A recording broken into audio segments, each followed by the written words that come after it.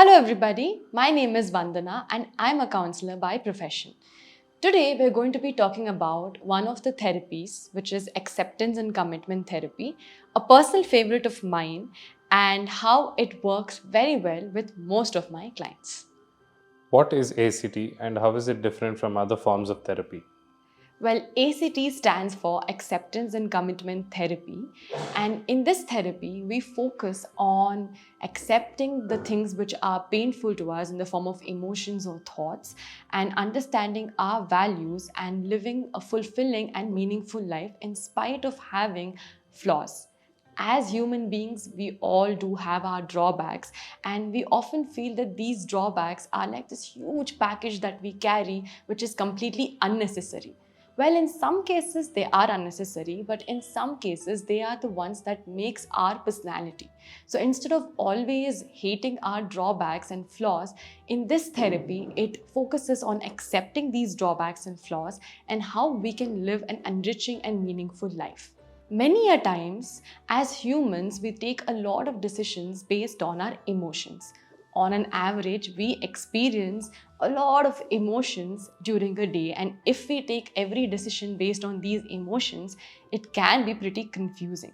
So, in acceptance and commitment therapy, we focus on the values of a person because these things do not change a lot even though you would have had different experiences.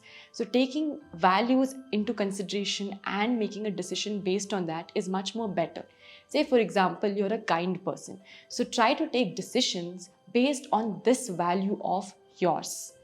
Unlike other forms of therapy, which focuses on changing your negative thoughts or your negative behavior, over here it focuses on accepting it and having a better life based on these acceptance.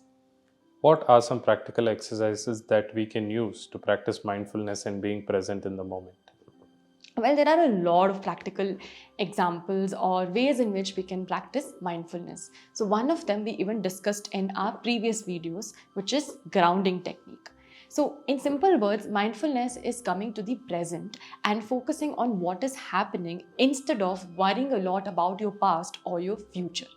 So, one of the things that you can do is if at all you're cooking a meal, try to focus on what are the ingredients that you're putting in, how does these ingredients feel, what is the smell that is from the thing that you're cooking, or if you're eating a meal, try to focus on how it tastes and how your body is reacting to this. Sometimes you can practice mindfulness in the mundane and day-to-day activities of our lives. If at all you're a person who goes to walk or exercises, try focusing on how your heartbeat is beating when you're walking fast paced or you're doing a very intense workout. Try focusing on how you're feeling when you're doing this workout or when you're walking. Observe the things that is happening around you at the moment when you're doing this activity. So all these activities helps us to focus on the present and enjoy these small moments and make us more empowered and take decisions in a better manner. Sometimes even we can do box breathing, which is very simple. So you can take a deep breath in, you draw the side of the box, take a deep breath out, draw the horizontal part of the box, again take a deep breath in and deep breath out. So sometimes you don't have to do this because people might think that what are you doing? So you can see a door or a window which is rectangular in shape, and you can notice the sides of the door or the window and do your breathing. So all of these things are some simple ways in which you can come to the present. How do therapists use ACT technique in their sessions and what can we expect during an ACT therapy session? Well, I will talk about how I use acceptance and commitment therapy in my sessions with my clients. The first thing that we do is try to understand the goals of the client. In the first session, it can be pretty ambiguous. Maybe a person is saying that their goal from therapy is to lead a happy life. Well, happy is pretty subjective, right? So, how can we keep this as a goal? So, there are certain techniques that we use to set these goals in the right sense, which we'll be speaking about in the next video. So we use choice point, wherein we try to understand what are the goals of the client, what are the things that they're doing right, which is helping them to reach their goal, and what are the things that we're not doing right that is taking you away from the goal. It's not that we don't do anything to reach our goal, right? So we try to understand these things by using the technique of choice point. And in an act therapy session, it's not always very serious. You have a lot of humor, and this humor element can be added by using metaphors. So, in one of the questions, I answered by saying that in ACT, we try to accept our painful thoughts and emotions. Now, you might ask me, how can we do this? Right?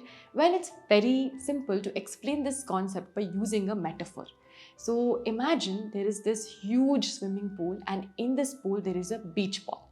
Whenever you try to push the beach ball inside the beach ball always comes back up. Even if the strongest person tries to push the ball inside the water, it's going to reflect back harder.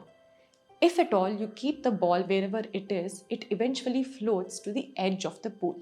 Similarly, our negative thoughts and emotions are like this ball. The more we try to push it, the more it is going to come in our life in different situations and as triggers.